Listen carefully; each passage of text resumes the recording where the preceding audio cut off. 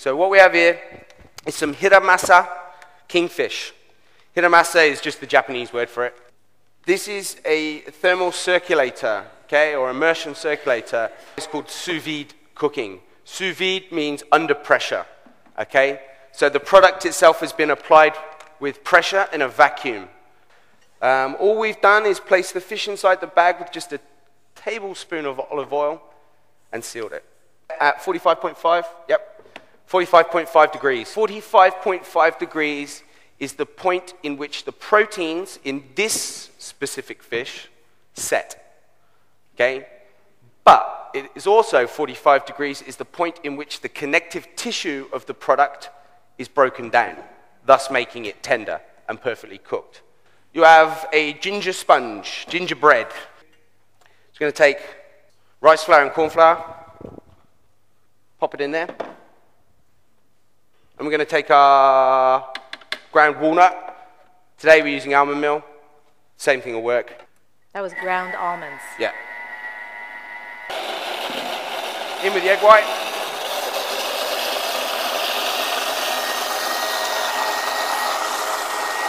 I'm going to add a squid ink.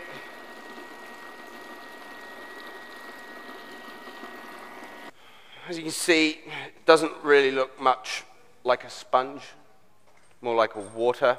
Just going to pour it into our siphon, the cream siphon. Right, next preparation. We're just going to let that sit for a few minutes before we finish.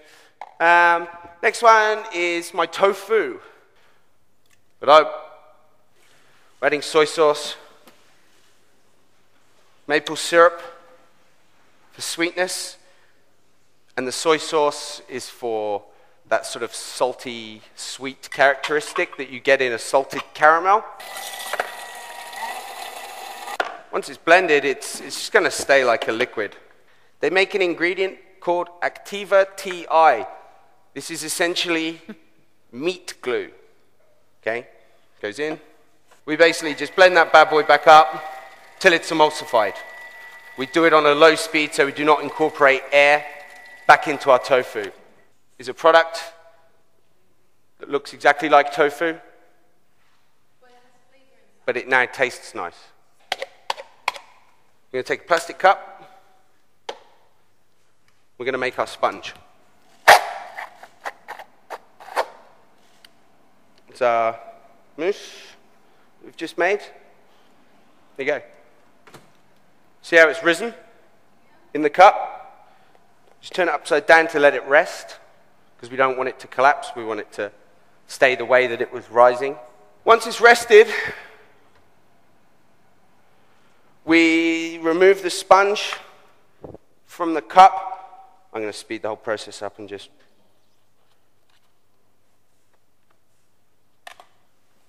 You can see that. It looks like coral. We rip it into chunks, irregular chunks, and we place it in the dehydrator for about 24 hours, and we end up with an extremely dry product that just crumbles on contact. We then season it with a little bit of kombu spices. This is a very phallic-looking object. It's actually a Japanese radish from Kyoto. Before, I love using fresh fruit. Do you want to slice that for me? You see inside, perfect and white. That'll do. Done. Okay. I'm going to take this radish, cut it into sections, like so. So that's enough. Okay. I'm going to throw it in there. I'm not sure how long my demo has been going for, but you can see my fish is now cooked. And that was only at 45 degrees. We have our coriander puree. You have the recipe in front of you. I'm sure some of you cook at home. Very simple. Blanched coriander and spinach thrown into a blender and pureed with a pinch of salt. I'm going to cut this open from the bag.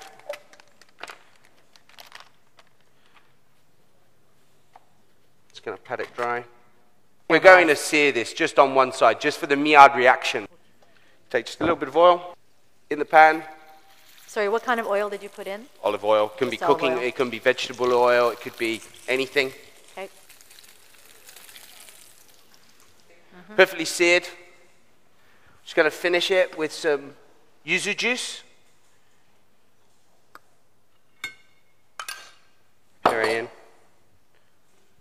Dab our fish in the bowl. Gonna add a cube of our very own house-made flavored tofu. Gonna add some of our coral, Japanese-style pickled ginger. And now it comes together like a work of art. We had our Japanese black radish. These are edamame. Oh, edamame, sorry. Edamame. Ah, okay. A seagrass. And then an ingredient called purple shiso. Shiso is a Japanese herb, always served with sushi. It's a cross between basil and cinnamon. And then just to finish off, we have some Japanese pickled ginger that we've just dehydrated. That adds a lovely, spicy, fiery heat to the plate. I'm sorry if I've gone over time, but there is my kingfish with Japanese flavors. Well Thank worth you. it.